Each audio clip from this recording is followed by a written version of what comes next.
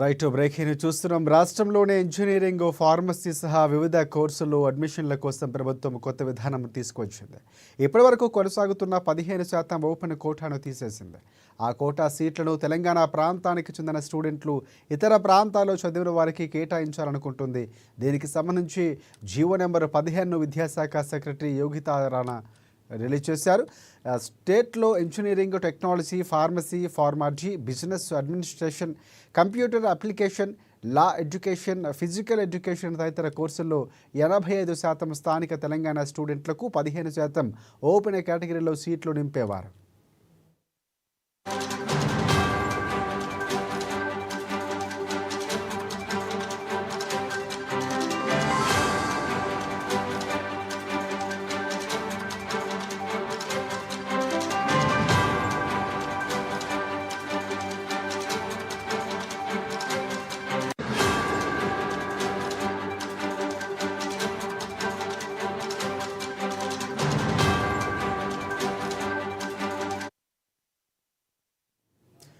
ఇక 15% సీట్లలో తెలంగాణతో పాటుగా ఏపీ స్టూడెంట్లు పోటీపడే అవకాశం ఉంది. రాష్ట్ర విభజన సమయం నుంచి 10 ఏళ్ల వరకు ఈ విధానాన్ని అమలు చేశారు. ఏపీ తెలంగాణ విభజన జరిగి 10 ఏళ్లు పూర్తయిన నేపథ్యంలో పాత విధానానికి తెలంగాణ సర్కారు స్వస్తి పలికింది. ప్రస్తుతం 85% సీట్లు పూర్తిగా తెలంగాణ స్టూడెంట్లకే అలాట్ చేస్తుంది.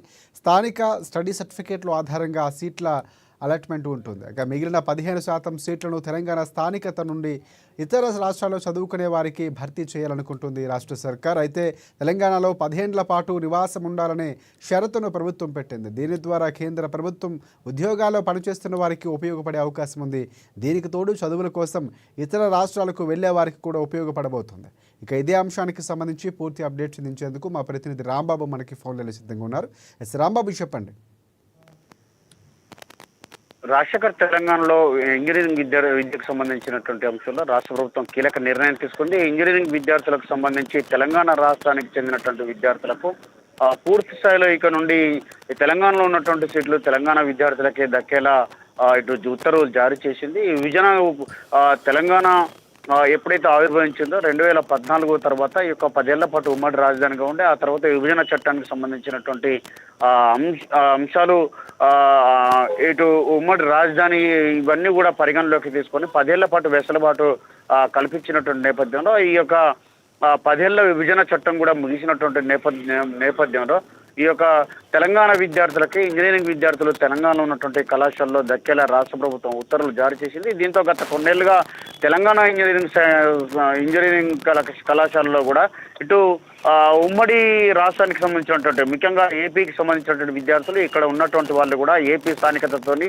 ఇక్కడ ఏదైతే ఇంజనీరింగ్ కళాశాలలో సీట్లు పొందుతా ఉన్నారో ఇప్పుడు ఆ విధంగా కాకుండా స్థానికత బేస్ చేసుకొని ఇక్కడ తెలంగాణ ఉన్నటువంటి విద్యార్థులకు మాత్రమే ముఖ్యంగా అది 6వ తరగతి నుండి ఇంటర్ వరకు ఎప్పుడు కానీ 9, 10 కానీ లేకపోతే ఇంటర్ కానీ ఇక్కడ చదివినటువంటి విద్యార్థులకు ఇక్కడే సీట్లు ఇవ్వాలని చెప్పేసి రాష్ట్ర ప్రభుత్వం భావిస్తున్న నేపథ్యంలో దీంతో తెలంగాణలో ఉన్నటువంటి విద్యార్థులందరికీ కూడా పెద్ద ఎత్తున లాభం చేకూరేటువంటి అవకాశం ఉంది.